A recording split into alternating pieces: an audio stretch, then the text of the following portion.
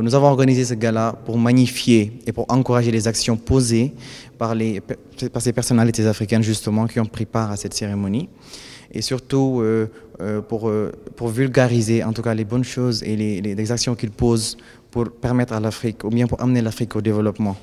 Donc nous avons choisi diverses personnalités dans divers secteurs comme vous pouvez le voir ce soir. Nous avons sélectionné ces personnalités selon 3 critères.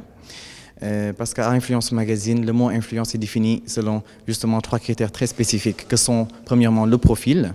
Et dans le profil, nous prenons en compte les compétences et le parcours social et professionnel de ces personnalités. Alors le second critère, c'est l'impact des activités dans la communauté. Et ce second critère justement nous permet d'évaluer la teneur des actions réalisées par ces personnalités, mais aussi nous permet d'évaluer l'impact des activités qu'ils posent au sein de la communauté ouest-africaine et qui permet à l'Afrique de surgir et qui permet à la jeunesse africaine d'avoir espoir et de pouvoir continuer le combat.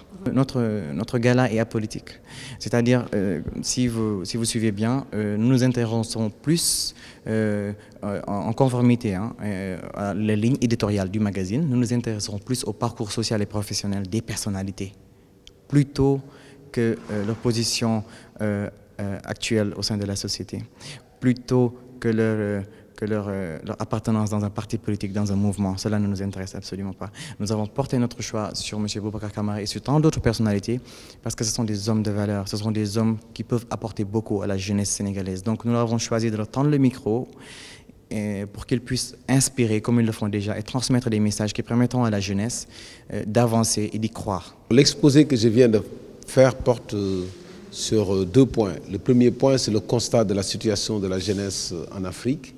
Et le second point, les pistes de solutions pour une meilleure participation des jeunes dans le développement. Alors, sur le premier point, nous avons constaté que le jeune vit dans un environnement extrêmement difficile, marqué par le chômage, le manque d'éducation adaptée à la vie professionnelle.